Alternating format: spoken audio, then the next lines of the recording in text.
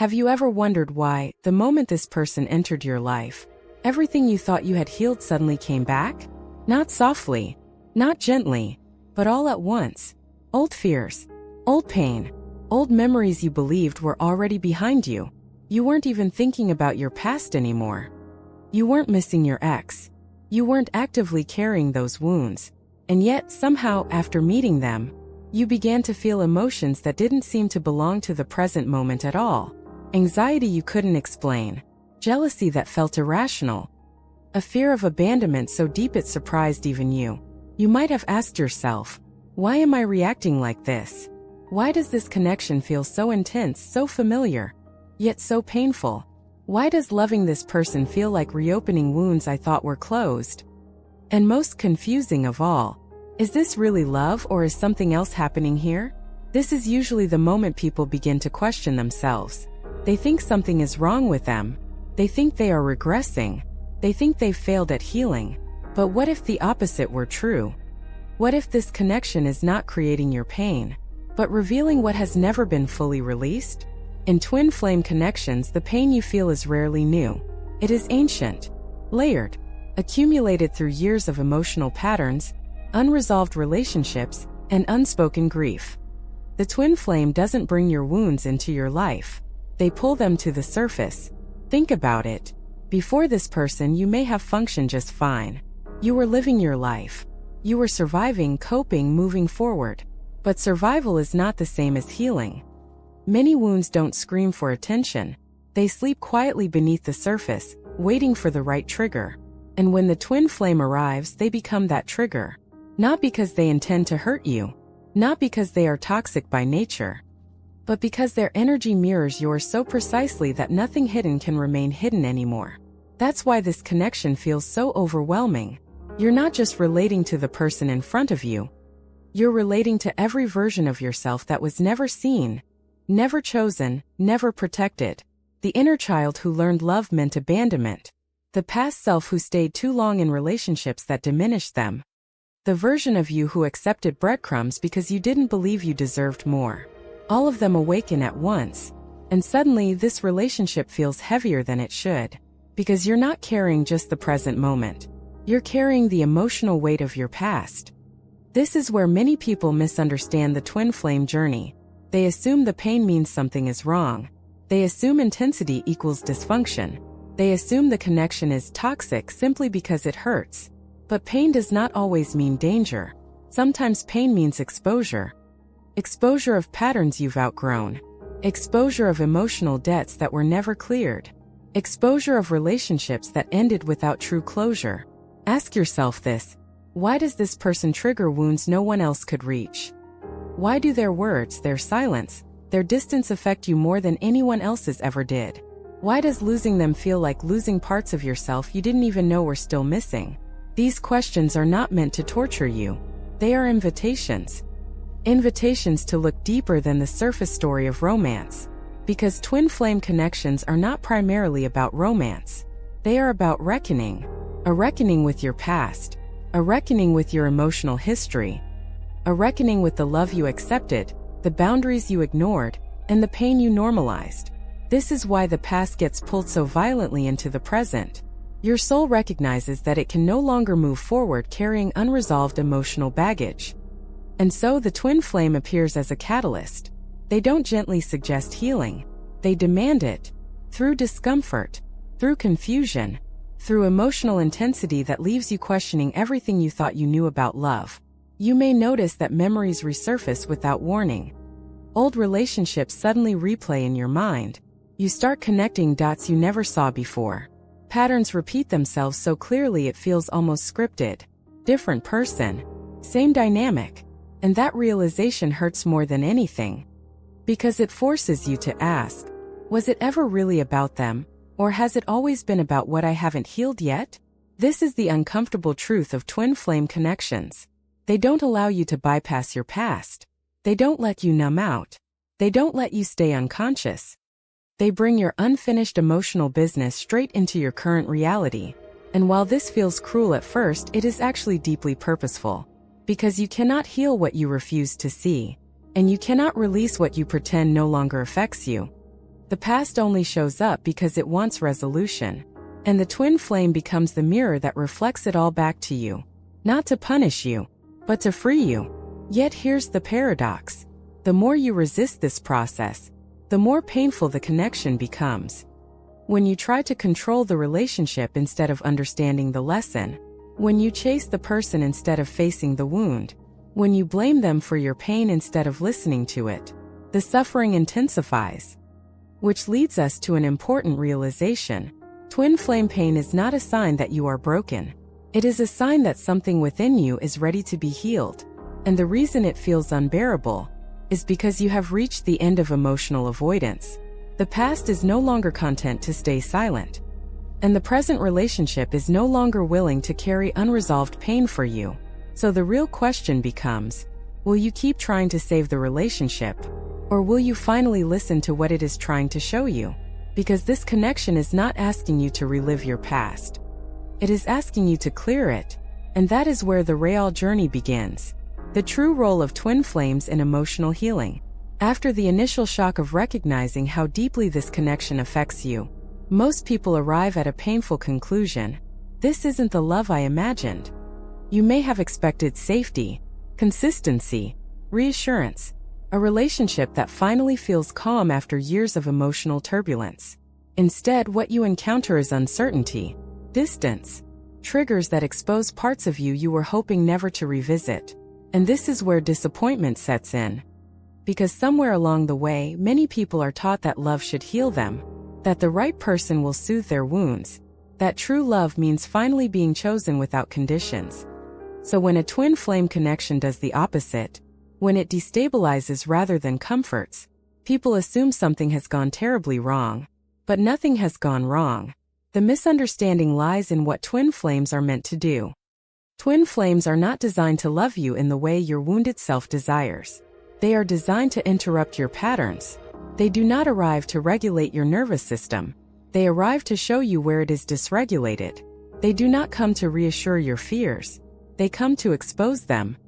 This is why expecting a twin flame to love you correctly often leads to profound heartbreak, because you are asking them to perform a role they were never meant to play. They are not here to replace what your past relationships lacked. They are here to reveal why those patterns existed in the first place. Think about this carefully. If your deepest wound is abandonment, a twin flame will not always choose proximity. If your deepest wound is rejection, they will not always validate you. If your deepest wound is control or dependency, they will not submit to your expectations, not because they are cruel, but because doing so would allow the wound to remain unhealed. Twin flames refuse to participate in emotional compensation. They won't fill the void left by your past. They won't rescue you from your inner loneliness. They won't stabilize your sense of worth. And that feels devastating, especially when the connection feels so real, so intense, so spiritually significant. This is why many twin flame connections swing between attraction and resistance. You feel magnetically pulled toward them, then suddenly painfully pushed away. One moment you crave closeness. The next moment you feel suffocated or terrified of losing yourself. This push-pull dynamic is not random. It is the nervous system reacting to unresolved trauma. Your soul recognizes the connection. Your wounds fear it. And when wounds are activated, they seek familiar survival strategies. Clinging, chasing, withdrawing, testing, running. This is where the concept of karmic emotional debt becomes essential to understand. Karmic debt is not punishment. It is unfinished emotional business. Every relationship you left without closure, every time you abandoned yourself to be loved, every time you stayed silent instead of speaking your truth, those experiences don't disappear. They accumulate. They form subconscious beliefs like, love is unstable. I have to earn affection. If I relax, I will be left. I am too much or not enough. Twin flames activate all of it at once. They become the focal point where every unresolved emotional contract demands resolution. And this is why the pain feels disproportionate. You are not reacting to this person alone.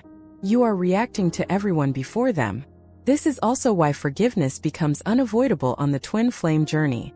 But forgiveness here is not moral. It is neurological, energetic. Psychological. You cannot regulate your nervous system while holding resentment. You cannot move forward while replaying the past. And yet, forgiveness is often misunderstood as reconciliation or excusing harm. That is not what this process is asking of you. Forgiveness in twin flame healing means releasing the emotional charge attached to old memories, withdrawing your energy from stories that keep you stuck in pain, stopping the cycle of reliving trauma through new faces.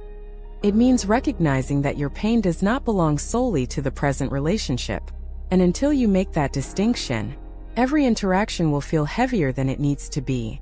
This is why twin flames often disappear or withdraw when things become intense, not because they don't care, but because the connection becomes unbearable when wounds are projected instead of processed. When one person tries to use the relationship as a source of healing, the other feels the weight of expectations they cannot fulfill, and so separation occurs. Separation is not a punishment. It is a pause. A necessary space where emotional responsibility is returned to its rightful owner. Twin flame separation forces one essential realization. No one else can heal your past for you, not even someone who feels divinely connected to you. And this is where true empowerment begins.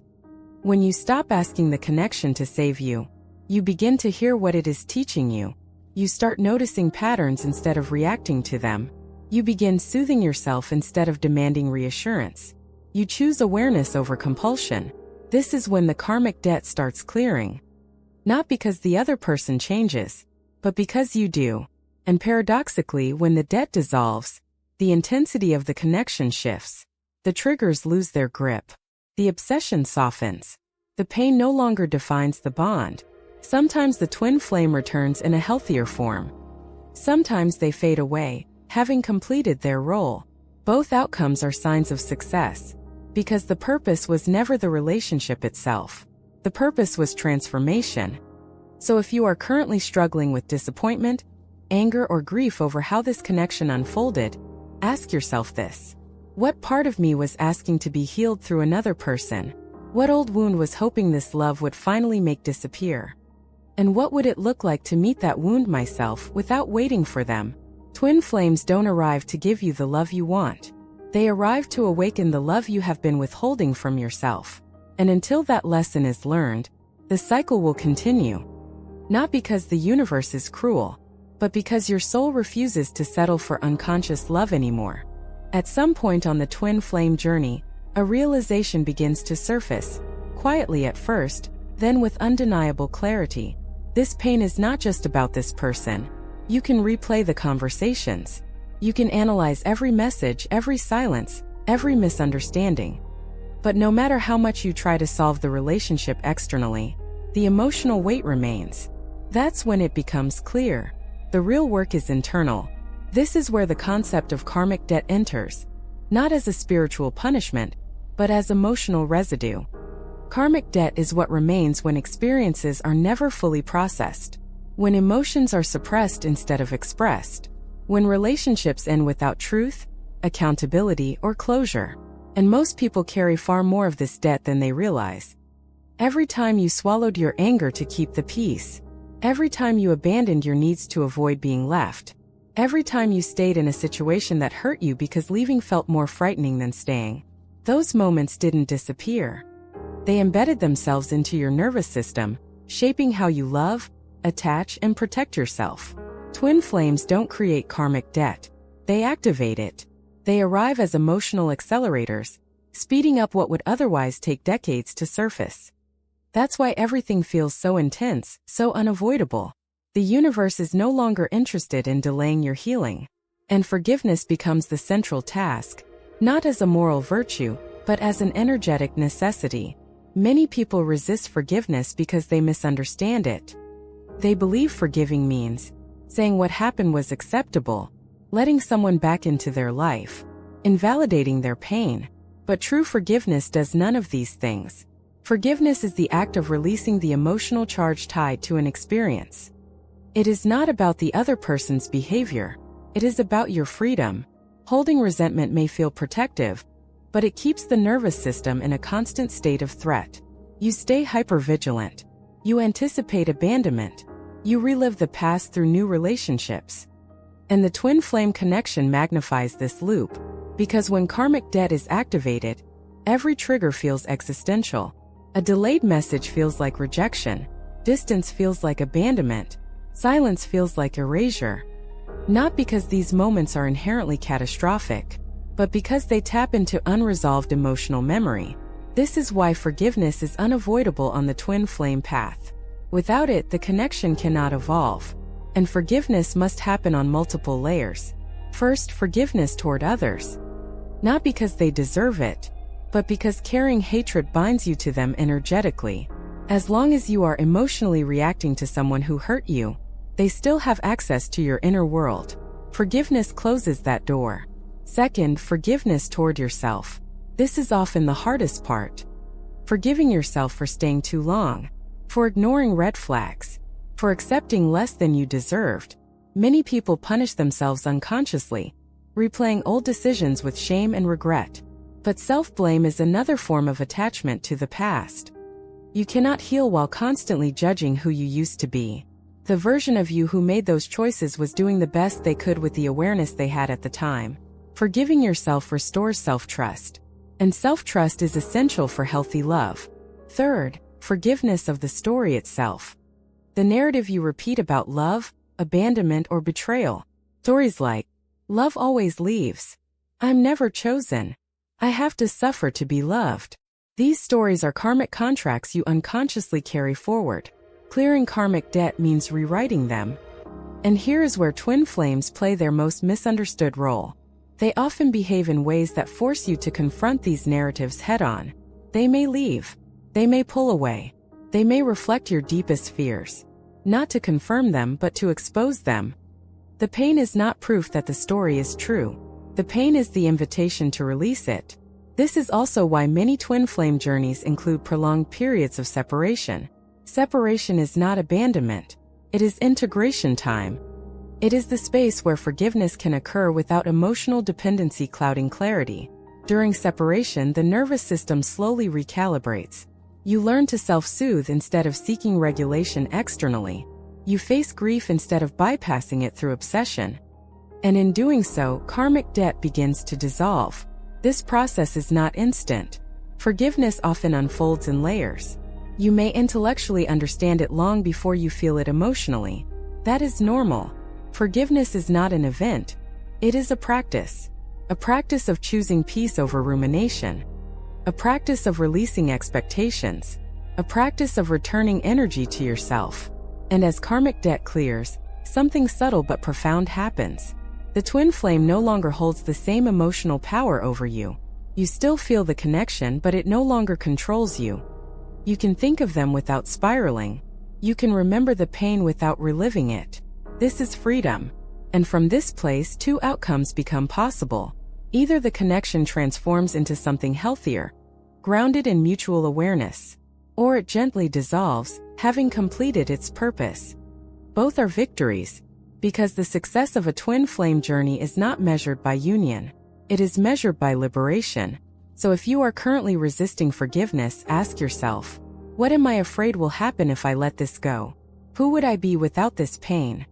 Sometimes we hold on to suffering because it has become part of our identity.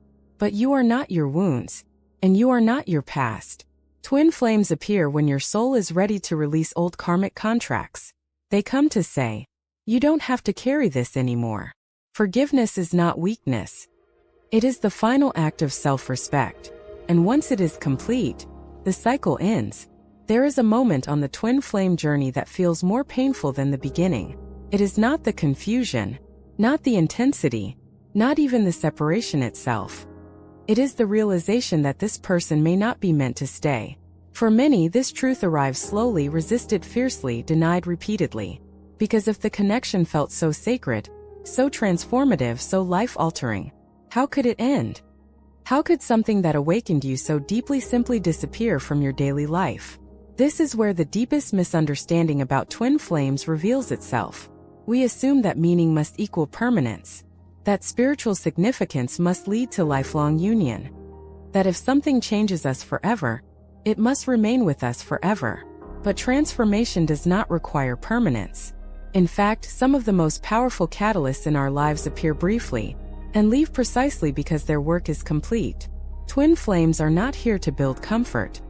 They are here to end cycles. And cycles cannot end if nothing is disrupted. This is why twin flame connections often arrive suddenly, escalate quickly, and destabilize everything you thought you knew about love. They are not meant to blend quietly into your life. They are meant to interrupt it. When a twin flame enters your world, they don't just connect with you in the present moment. They connect with your entire relational history. They touch the unhealed bonds, the unfinished goodbyes, the emotional contracts you never consciously signed but kept honoring anyway. And when those contracts are brought into awareness, something must change. Because you cannot continue living from outdated emotional agreements once you see them clearly. This is why twin flames often trigger the ending of other relationships. Friendships fall apart. Romantic connections dissolve. Family dynamics shift. It can feel like your entire life is being dismantled. But what is actually happening is alignment. Anything that was built on unconscious attachment cannot survive conscious awareness. Twin flames act like emotional archaeologists. They dig up what was buried. They expose what was avoided. They illuminate what was hidden beneath coping mechanisms and denial. And once that excavation is complete, their role often concludes. This is the part many people resist. Because letting go of the twin flame feels like erasing the most meaningful connection you've ever known. But what you are actually being asked to release is not the connection, it is the dependency on it. Dependency keeps karmic cycles alive. Completion dissolves them. Twin flames often leave because staying would prevent your integration. As long as you are focused on the relationship, you are tempted to bypass the lesson. You may continue projecting wounds. You may keep seeking validation. You may avoid the deeper work of self-responsibility. Separation forces embodiment. It asks you to live the transformation rather than talk about it. To practice boundaries rather than intellectualize them. To choose yourself consistently rather than temporarily. This is why twin flame separation is often the most healing phase, despite feeling like the most devastating. During separation, the nervous system recalibrates. Without the constant emotional activation, you begin to notice what was actually happening inside you. You see the difference between love and trauma bonding, between longing and attachment, between spiritual connection and emotional dependency. And slowly, painfully, clearly, you start to stand on your own emotional ground. This is when the past finally loses its grip. Old relationships no longer feel unresolved. Old wounds no longer demand reenactment. Old fears no longer control your choices. This is what it means to clear the past. Not by fixing it, not by rewriting it, but by no longer living from it. Twin flames don't stay because staying would keep you looking backward. They leave so you can move forward unburdened. And here is the paradox that surprises many people. Once you truly release the need for them to stay, the pain softens. Not because you stop caring, but because you stop clinging. Clinging keeps wounds open. Release allows healing to complete. Some twin flames do return after this phase. But when they do, the dynamic is entirely different. There is less intensity, less obsession, less fear. What remains is clarity. And sometimes with that clarity, you realize that reunion is no longer necessary. Because what you were seeking through them has already been integrated within you. This is not failure. This is graduation. The twin flame journey is not about getting the person. It is about becoming whole. And wholeness does not require another person to validate it. This is why many people who have completed the twin flame lesson go on to form healthier, more grounded relationships afterward. Not because they replaced the twin flame, but because they no longer need a catalyst to access self-worth. The lesson has been learned. The karmic debt has been cleared. The past no longer dictates the present. So if you are currently facing the possibility that your twin flame may not stay, ask yourself this. What version of me is afraid of this ending? Is it the healed version or the wounded one? Because the healed self understands something the wounded self cannot yet see. Some connections are meant to awaken you, not accompany you. And that does not make them any less sacred. It makes them complete. Twin flames do not abandon you. They exit when you no longer need to be awakened through pain. And when that happens, what remains is not loss. What remains is freedom. Healing does not arrive with fireworks. There is no dramatic announcement from the universe declaring that the karmic cycle is complete. No final conversation that neatly ties every loose end. No moment where everything suddenly makes perfect sense. Instead, healing arrives quietly. So quietly, in fact, that many people miss it at first. They keep waiting for pain to disappear entirely. They keep expecting indifference to replace memory. They assume that moving on means forgetting. But true healing looks very different. It doesn't erase the past. It changes your relationship to it. And when a karmic cycle, especially one activated by a twin flame, has truly completed, the signs are subtle, internal, and deeply embodied. The first sign is emotional neutrality. Not numbness, not suppression, but neutrality. You can think of this person without feeling pulled apart inside.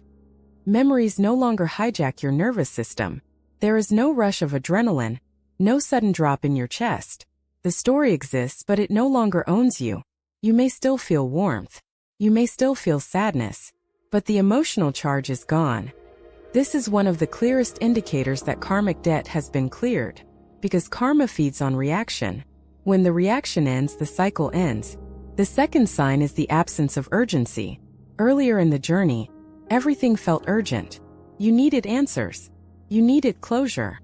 You needed to know where you stood. Silence felt unbearable. Waiting felt like suffering. Uncertainty felt like a threat. But when healing completes, urgency dissolves. You stop chasing clarity. You stop replaying conversations. You stop trying to predict outcomes. Not because you stopped caring, but because you stopped fearing. You trust yourself enough to handle whatever comes next. And that trust changes everything. The third sign is that familiar patterns no longer repeat. You notice that new connections feel different. Not necessarily easier, but clearer. You don't abandon yourself to keep someone close. You don't over-explain to be understood. You don't tolerate inconsistency hoping it will transform. Your boundaries feel natural, not forced. And most importantly, you no longer feel magnetically drawn to emotionally unavailable people. The attraction that once felt irresistible simply isn't there anymore. This is not coincidence. It is evidence that the karmic lesson has integrated. Because karma repeats until consciousness changes. And when your inner world shifts, your outer world follows. The fourth sign is forgiveness without effort. Earlier, forgiveness felt like work. Something you had to choose repeatedly even when it hurt. Something you practiced intellectually while emotionally resisting. But once the cycle completes, forgiveness happens naturally. Not because you justified what happened, but because the emotional residue is gone. You no longer need the story to define you. You no longer need the pain to prove anything. And so, forgiveness becomes effortless, not heroic. The fifth sign is that the twin flame no longer feels like the one who got away. They become the one who showed me. This is a profound shift. Because when a connection completes karmically, its role changes in your memory. Instead of longing, there is understanding. Instead of regret, there is gratitude. Instead of obsession, there is clarity. You recognize that they came into your life at a specific moment for a specific reason. And that reason has been fulfilled. The need to reunite disappears. Not because love vanished, but because attachment dissolved. The sixth sign is embodiment. You don't just know the lessons, you live them. You speak your truth sooner. You walk away faster when something feels misaligned. You choose peace over potential. You no longer romanticize pain. This is one of the most important indicators of true healing. Because unresolved karma often disguises itself as chemistry or depth. When healing completes, you stop confusing intensity with intimacy. You understand that real love feels grounded, not destabilizing. And this understanding is not theoretical, it guides your choices automatically. The seventh sign is that your sense of identity expands. Earlier, the twin flame journey may have consumed you. You defined yourself through the connection. Your emotions revolved around it. Your growth felt inseparable from the relationship. But once the karmic cycle completes, your life becomes larger again. You reconnect with purpose, with creativity, with joy that has nothing to do with anyone else. The relationship no longer occupies the center of your inner universe. You do. This is not detachment, it is integration. The eighth sign is peace with uncertainty. You no longer need guarantees. You stop asking the universe for signs about this person. You stop searching for hidden meanings. You stop interpreting every coincidence as a message. You are present, and presence is incompatible with unresolved karma. Because karma thrives in the past and the future. Healing anchors you in the now. The final sign, the most important one, is freedom. Freedom from compulsive thinking. Freedom from emotional loops. Freedom from needing the story to end a certain way. You realize something deeply liberating. Nothing is missing. Not closure. Not answers. Not another conversation. Everything that needed to happen already did. And this realization does not feel dramatic. Feels calm. It feels like standing on solid ground after a long storm. So if you are wondering whether your karmic cycle is complete, ask yourself, do I feel lighter even without explanations?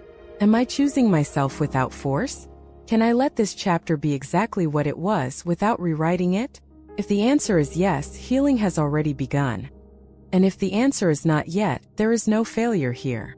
Only process. Twin flame journeys do not rush. They unfold in perfect timing, guided not by desire, but by readiness. And when the cycle completes, life opens in unexpected ways. Not louder, not more intense, but more true.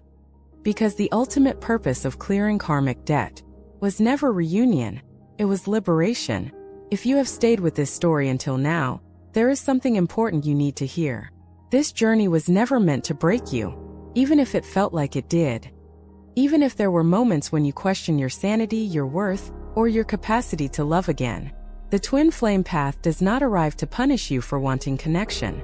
It arrives because your soul is done repeating the same emotional loops. You did not imagine the intensity. You did not exaggerate the pain. And you were not too much for feeling so deeply. You were responding to an awakening that asked you to stop outsourcing your healing. An awakening that refused to let you carry the past into the future any longer. The truth is this: twin flames do not enter your life to become your forever. They enter to end a cycle that has followed you for lifetimes. Emotionally, psychologically, energetically. They come to show you where love became confused with survival, where attachment replaced presence, where longing masked unhealed grief. And once you see that clearly, nothing can be unseen. This is why the journey feels irreversible. You cannot return to unconscious love after awareness arrives. You cannot accept less than alignment once you've tasted truth. And this is not loss. This is initiation. You were initiated into a new way of relating to yourself first. Because the deepest shift on this path is not about relationships. It is about identity. You are no longer the person who waits to be chosen. You are no longer the one who stays silent to keep peace. You are no longer the version of yourself that confuses intensity with destiny. You are becoming someone who chooses consciously. Someone who listens to their body instead of overriding it. Someone who honors their boundaries without apology. Someone who understands that love does not require self-abandonment. And this transformation did not happen because someone stayed. It happened because you stayed with yourself. Through the grief, through the longing, through the unraveling of old beliefs. You stayed long enough to hear what the pain was trying to teach you. That is courage. That is healing. And that is why the twin flame journey ends not with reunion but with sovereignty. You don't need another person to complete you. Not because you stopped wanting connection, but because you stopped needing it to feel whole. From this place, something extraordinary becomes possible. You begin to attract relationships that feel safe, steady, and reciprocal. Not because the universe rewarded you, but because your nervous system no longer mistakes chaos for chemistry. You choose differently, and those choices reshape your life. This is the moment where many people ask, so what now? Now you integrate. Integration means living the lessons daily, not just understanding them intellectually. It means pausing when old triggers arise and choosing presence over reaction. It means honoring your needs even when it feels uncomfortable. It means trusting that peace is not boring. It is healing. And most importantly, it means taking responsibility for your own emotional freedom. No one else can clear your karmic debt for you. Not a twin flame. Not a soulmate. Not even time. Healing happens when you choose to stop carrying what no longer belongs to you. So here is your invitation. Not a command, not pressure, an invitation. Begin the process of clearing your own karmic patterns consciously. Notice the relationships that still activate you disproportionately. Observe the stories you repeat about love and loss. Gently question whether those stories still serve who you are becoming. Forgiveness does not mean forgetting. It means freeing your future from the weight of the past. And you deserve that freedom. If this message resonates with you, it is not an accident. It means you are ready for the next phase of your journey. One that is not driven by longing but by alignment. Not by attachment but by choice. Not by pain but by clarity. So if you feel called to continue this work, if you want to explore deeper tools for emotional healing, karmic release, and conscious relationships, then I invite you to stay connected. Subscribe to this channel. Follow this series. Allow yourself the space to heal at your own pace, without rushing toward outcomes. And if you're ready, start today. Not tomorrow. Not when someone else changes. Not when the past finally makes sense. Start with one small, powerful act. Choose yourself. Choose awareness. Choose release. Choose peace. The twin flame came to awaken you. But your life, your healing belongs to you. And now you are free to live it. After the insight, after the grief, after the realizations that reshaped how you see love, attachment, and yourself, a quieter, more confronting question begins to appear. How do I actually live now? Because awakening is not the end of the journey. It is the beginning of integration. And integration is where many people unconsciously fall back into old patterns. Not because they didn't understand the lesson, but because they don't yet know how to embody it. Insight without integration becomes spiritual memory. Integration turns memory into transformation. So let's talk about what life after a twin flame awakening really looks like. Not the poetic version, not the spiritualized version, but the human, daily, sometimes uncomfortable reality of it. The first thing to understand is this: healing does not mean you stop feeling triggered forever. It means you recognize triggers sooner and respond differently. You may still feel a familiar tightening in your chest when someone pulls away. You may still notice a wave of anxiety when intimacy deepens. But the difference now is awareness. Instead of asking, "What are they doing to me?" you ask, "What is being activated in me right now?" This single shift changes everything. Because awareness interrupts unconscious reaction. And reaction is where old karmic cycles regenerate. Integration begins in the pause. The pause between feeling and acting. The pause between impulse and decision. The pause where you choose presence over habit. In real life, this looks like not sending the message immediately, not chasing reassurance, not disappearing to protect yourself.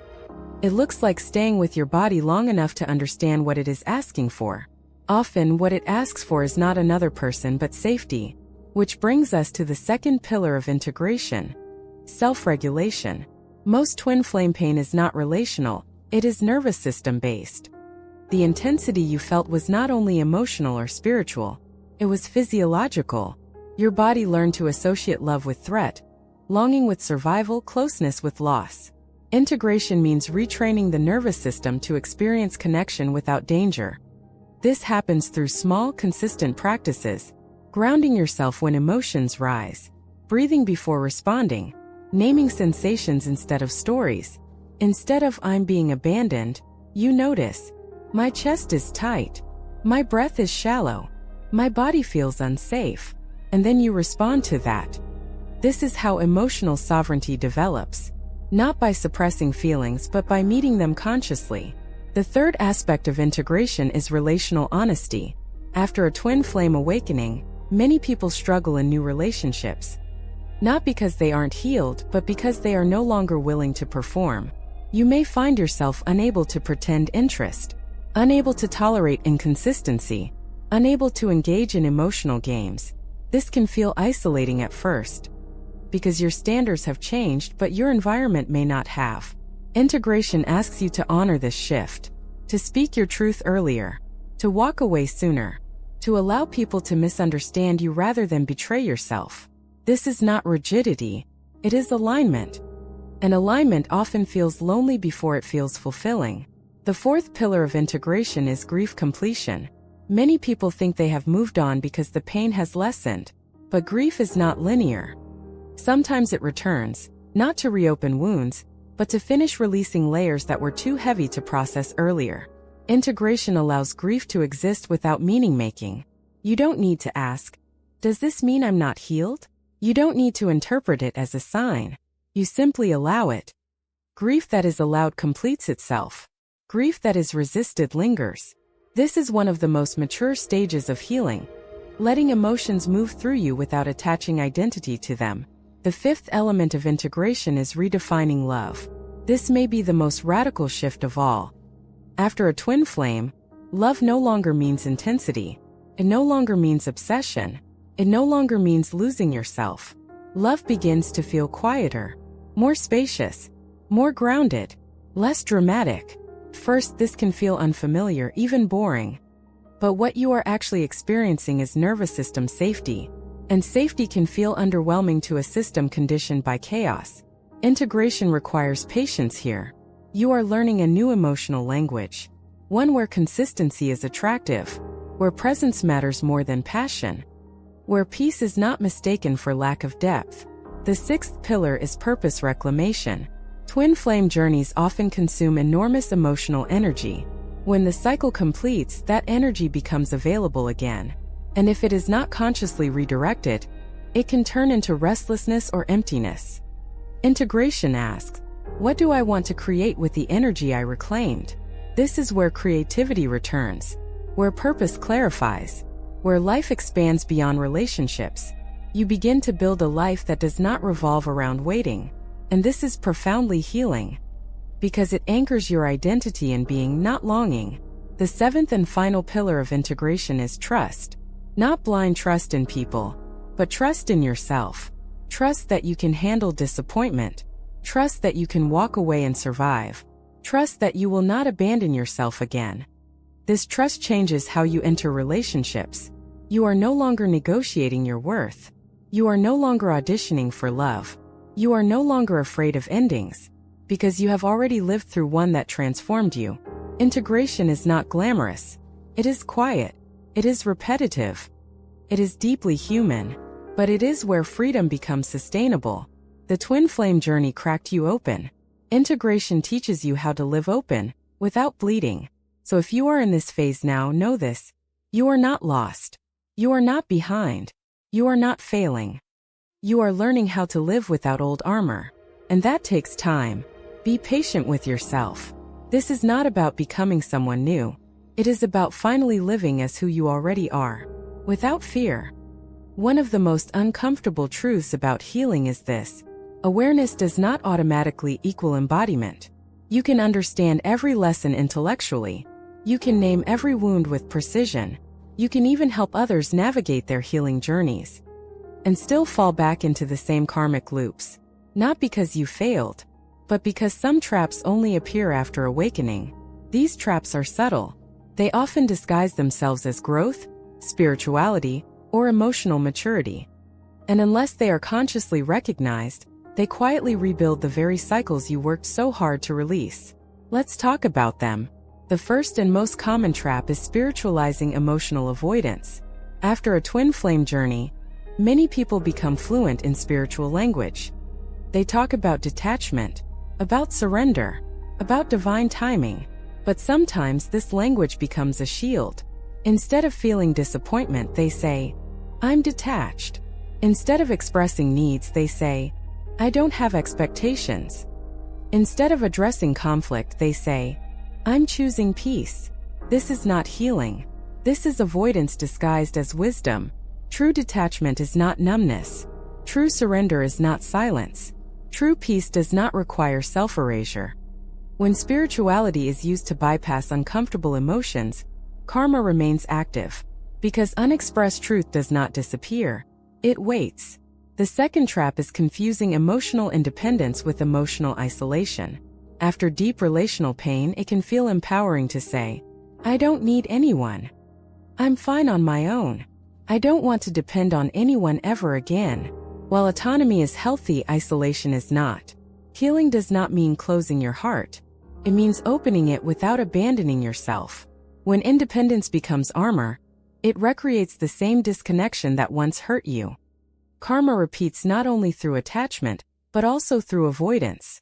The third trap is mistaking calm for compatibility. After a twin flame, the nervous system often craves stability.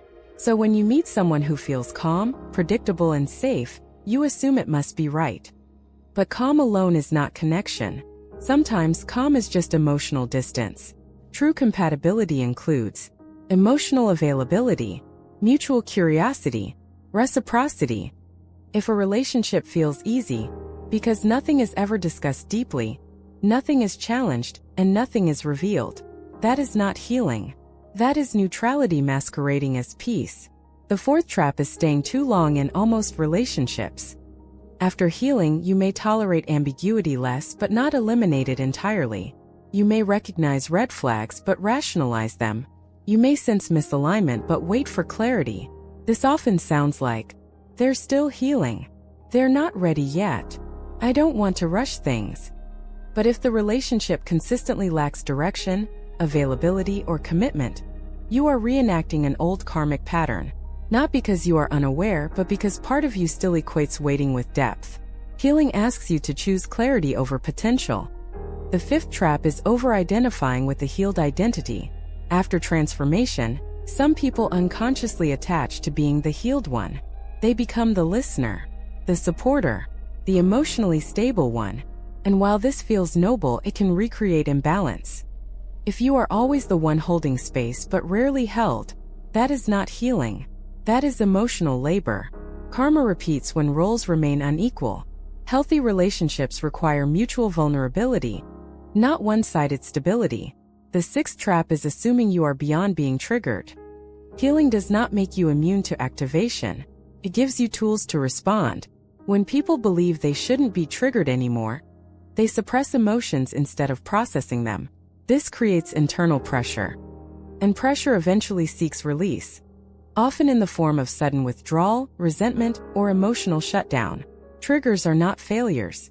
They are information. The seventh trap is seeking validation through helping others heal. After a twin flame journey, many people feel called to guide others. This can be beautiful, but it becomes problematic when helping others becomes a way to avoid your own vulnerability. If your worth depends on being the strong one, you may unconsciously attract people who need saving. This recreates the rescuer, wounded dynamic. Healing is not about being needed. It is about being met. The eighth trap is romanticizing divine connections again. After one twin flame, it is tempting to label every intense connection as spiritually significant. But intensity is not a sign. Sometimes it is a warning. If a connection feels overwhelming quickly, destabilizing early, or consumes your emotional bandwidth, it deserves caution, not interpretation. Healing teaches discernment. Not every spark is sacred. Some are echoes. The ninth trap is neglecting the body. Many people do deep emotional and spiritual work but ignore the somatic layer. Unprocessed trauma lives in the body. If you don't address it, the body will continue reacting, even when the mind understands. Healing must include the nervous system, not just insight. The final trap is believing the journey is over. Healing is not a destination. It is a relationship with yourself. When people assume they are done, they stop listening. And karma thrives in unconsciousness. The goal is not perfection. It is presence. So how do you avoid these traps? By staying curious. By staying honest. By staying embodied. Healing is not about becoming untouchable. It is about becoming real. And real people feel. Real people falter. Real people learn continuously. If you recognize yourself in any of these traps, there is no shame. Awareness itself is liberation. And the fact that you can see them means you are already beyond them. There comes a moment on the twin flame journey that is both quiet and profound. It does not arrive with fireworks, dramatic confessions, or sudden reunions. Instead, it arrives subtly, almost invisibly. You wake up one day and realize that the past no longer has the same grip on your heart. The memories are still there. The faces, the stories, the wounds. But something has shifted. They no longer control you. This stage, integration, is one of the most misunderstood, yet most essential phases of healing old relationships through the twin flame connection. It is the moment when karmic lessons stop repeating because they have finally been understood, felt, and released. And paradoxically, it is often the moment when people stop obsessing about union, because wholeness has already been reclaimed within. Integration is not forgetting, it is remembering without pain. Many people believe healing means forgetting the past or erasing emotional memory. But true integration is not amnesia. It is remembrance without reactivation. You can remember a betrayal without reliving the shame. You can recall abandonment without falling back into fear. You can acknowledge mistakes without drowning in guilt. In earlier stages, old relationships felt like open wounds. Thinking about an ex could trigger rage, longing, regret, or self-blame. Your body reacted as if the past were still happening in the present. But integration rewires that response. You begin to witness your past as a completed chapter, rather than an unfinished loop. Ask yourself honestly, can I think about that relationship without needing to justify myself? Can I remember what happened without wanting revenge or validation? Can I accept that both of us were operating from unhealed places? If the answer is slowly becoming yes, then integration has begun. The twin flame's role begins to change here. Earlier on the journey, the twin flame often feels like the cause of your pain. They trigger old wounds, mirror your deepest fears, and bring unresolved attachments to the surface. But during integration, something surprising happens. You stop seeing them as the source and start seeing them as the catalyst. Their presence no longer feels like emotional chaos. Instead, it feels like clarity, even if they are no longer physically in your life. You realize, they didn't come to complete me. They came to reveal what was incomplete. This is a crucial shift, because once this realization occurs, the nervous system begins to relax. You stop scanning for signs, chasing closure, or needing outcomes. The compulsive energy dissolves. And with it, the karmic pull weakens. Karmic debts are cleared through responsibility, not punishment. One of the most distorted beliefs around karmic healing is the idea that karma is about suffering, that you must pay for past mistakes through pain. But karma is not punishment. Karma is education. Karmic debts dissolve not when you suffer enough, but when you take responsibility without self-destruction. Integration is the stage where responsibility becomes mature. You can say, I see how I abandoned myself. I see where I tolerated what violated my boundaries. I see how my unhealed wounds hurt others.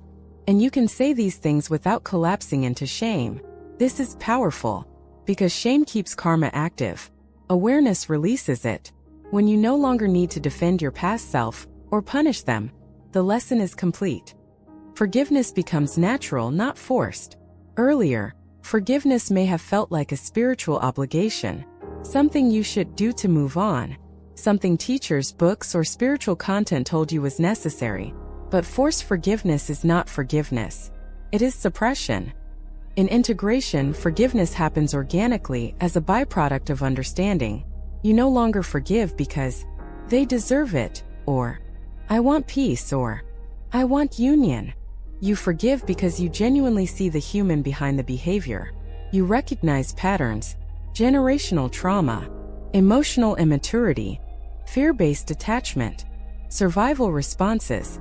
This does not excuse harm, but it contextualizes it, and context dissolves hatred. Forgiveness at this level is quiet. There is no announcement, no ritual, no dramatic release. You simply notice one day that the anger is gone. Old relationship energies stop reappearing. One of the clearest signs of integration is that old relationship patterns stop re-entering your life. You no longer attract emotionally unavailable partners, power struggles, trauma bonds, savior-victim dynamics. Not because you are manifesting better, but because your nervous system no longer resonates with those frequencies. This is subtle but profound. You may notice, people who once triggered you now bore you. Red flags appear early and clearly. You walk away without inner conflict. Silence feels safe rather than lonely. This is not emotional numbness. It is emotional stability. Your inner world has reorganized itself. The twin flame dynamic loses its obsessive charge. Here is one of the hardest truths for people deeply invested in the twin flame concept. When integration occurs, obsession fades. Not because love disappears, but because attachment dissolves. You can still love deeply. You can still feel connection. You can still honor the bond. But you no longer need it to define you. You no longer ask, when will they come back? What does this sign mean? Am I the runner or the chaser? Those questions lose relevance. And paradoxically, this is when real union becomes possible, whether internally or externally. Because union cannot happen when one or both souls are still ruled by unhealed past wounds.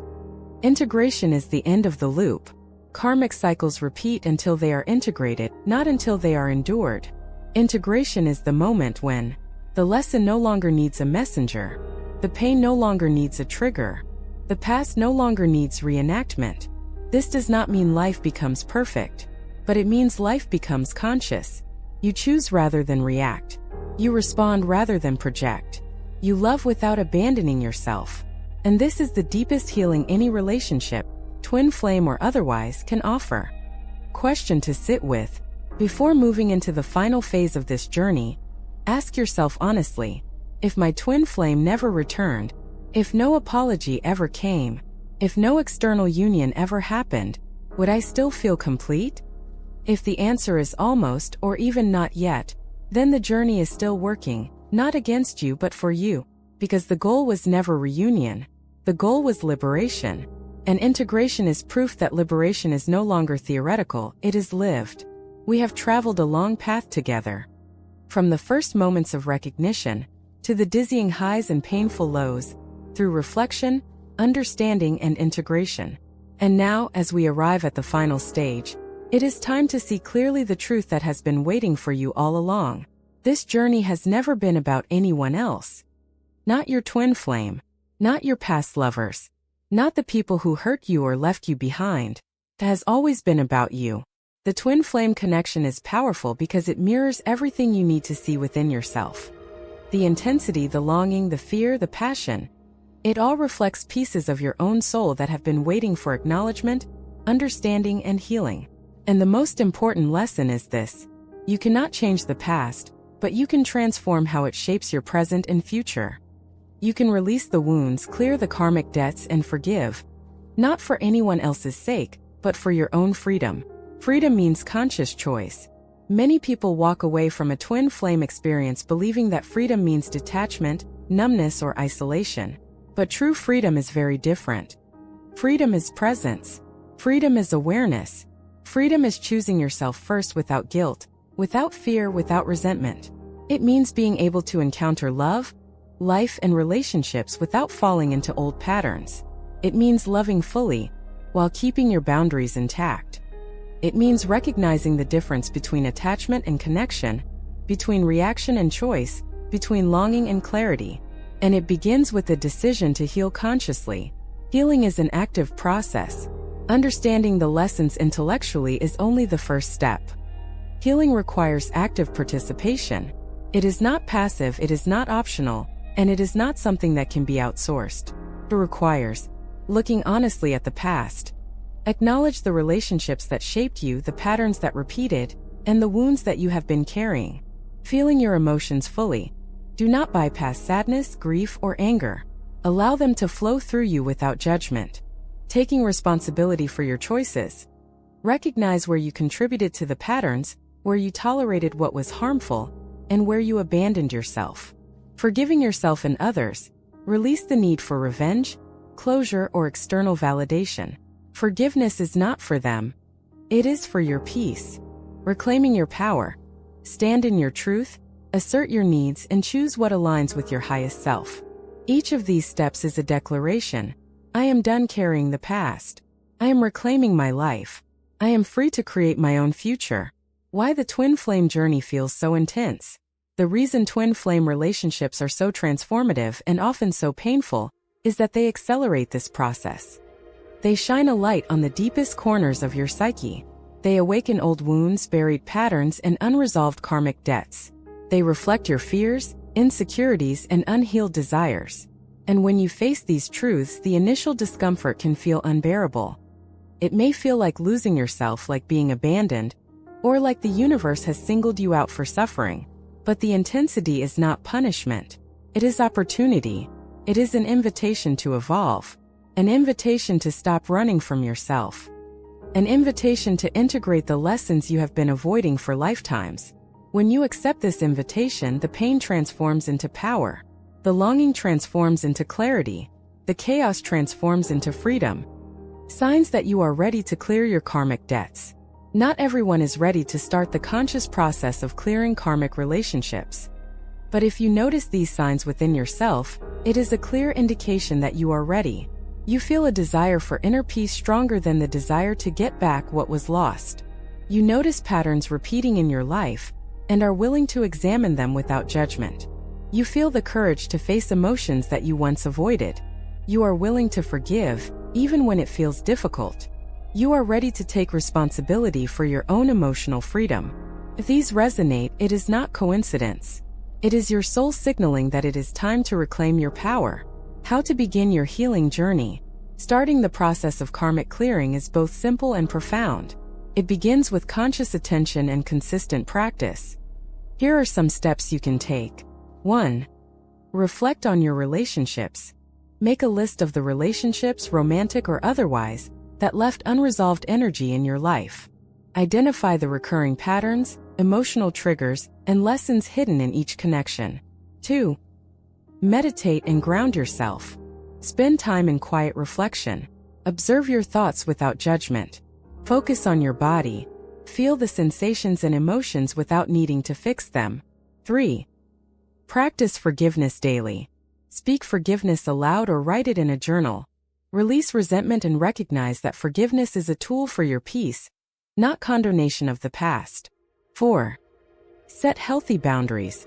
Decide which relationships to maintain, which to adjust, and which to release completely. Boundaries are a declaration. I am responsible for my energy, and I choose what serves me. 5. Seek support if needed. Therapy, coaching, or spiritual guidance can provide insight and tools to navigate deep healing. You do not have to do this alone, but the responsibility for your healing always remains yours. 6. Celebrate your growth. Acknowledge every small victory, every moment of clarity, every boundary respected, every emotion processed is a step toward liberation. The ultimate goal. The goal of this entire journey, the twin flame awakening, the clearing of karmic debts, the forgiveness, the integration, is freedom. Freedom from the cycles that repeated pain, the attachment to people who no longer serve your growth, the illusions of needing someone else to feel complete, and freedom to live fully in the present. Make conscious choices about love, connection, and life. Step into your highest self with courage, clarity, and peace. This is your inheritance from the twin flame journey. Not heartbreak, not obsession, not longing, but wisdom, strength, and freedom. Your call to action. If you are watching this, it is because a part of you is ready. A part of you is saying, I am done repeating the past. I am ready to release what no longer serves me. I am ready to reclaim my life. Take that step today. Begin your reflection and journaling. Practice forgiveness, even in small moments. Set boundaries that honor your energy. Choose awareness over reaction, presence over longing. And most importantly, remember, this is not a one-time act. It is a daily practice. It is a lifelong commitment to yourself. And every step you take toward clearing the past brings you closer to freedom, joy, and authentic love. You do not need anyone else to complete you. You do not need a twin flame reunion to feel whole. You are whole. You are worthy. You are free. And when you step into this truth, life begins to move differently. People, circumstances, and even love itself align with the energy of your clarity and integrity. Your past is no longer your master. Your future is yours to create. Start today. Heal consciously. Clear the karmic energy. Forgive deeply. Step fully into your freedom. Your journey is sacred. Your soul is calling you. And the moment to answer that call is now.